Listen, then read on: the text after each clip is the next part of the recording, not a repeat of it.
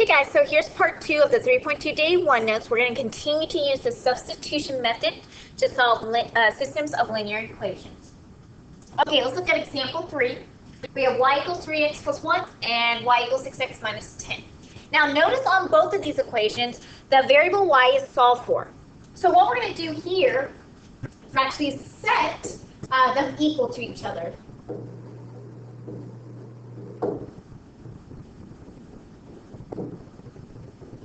Okay, so anytime you have two equations and they're both solved for the same variable, you just set them equal to each other. So now I have 3x plus 1 equals 6x minus 10. Now this is our one variable on two sides. I want to keep my x positive, so I'm going to subtract 3x from both sides. And then I'm going to add 10 to both sides here.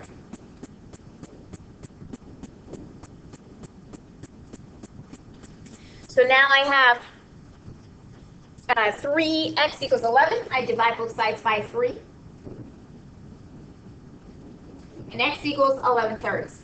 Keep your answers as fractions, okay? If you do get any fractions, keep them as fractions. Now I'm going to take this and plug it into one of the two equations. Now it doesn't really matter which one you plug it into.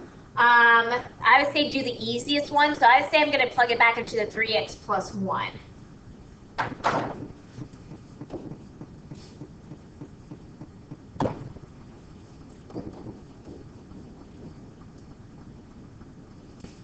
So 3 times 11 thirds plus 1.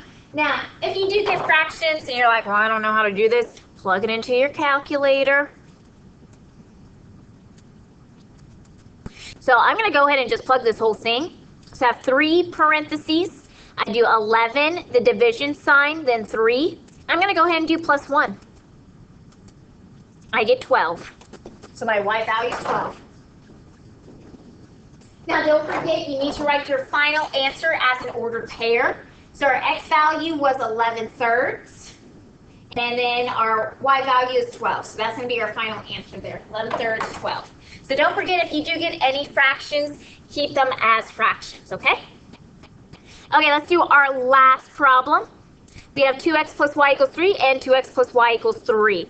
Now notice they are the same exact equation. So hopefully, just by looking at this, we already know what the solution is. But let's go ahead and use the substitution method to see what we get here, okay? Now, it doesn't matter which one you solve for. I would say definitely solve for the y variable, okay? And you can solve for that either in the first or second. I'm going to go ahead and do the second, so we get y equals 3 minus 2x. Now, I'm going to take that, plug it for where I see y in the other equation. Don't plug it back into the same one, okay? Yeah. Okay, so then we have 2x, and then plus 3 minus 2x equals 3. Now, let's combine our like terms, 2x and negative 2x. But what happens there? They cancel each other out. So now we're left with 3 equals 3, okay? So we don't really have anything to solve for because our variable is gone. But what do we know about this statement, that 3 equals 3? Is this a true or false statement? It is a true statement because 3 does equal 3, right?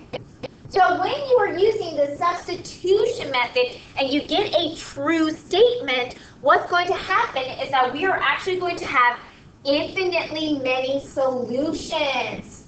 So remember, we talked about this when we graphed it. When we have the same exact equation or the same exact line, it's going to be infinitely many solutions because all the points on that line are solutions. Now, here's one thing to think about. What happens if you're using the substitution method and you get a false statement?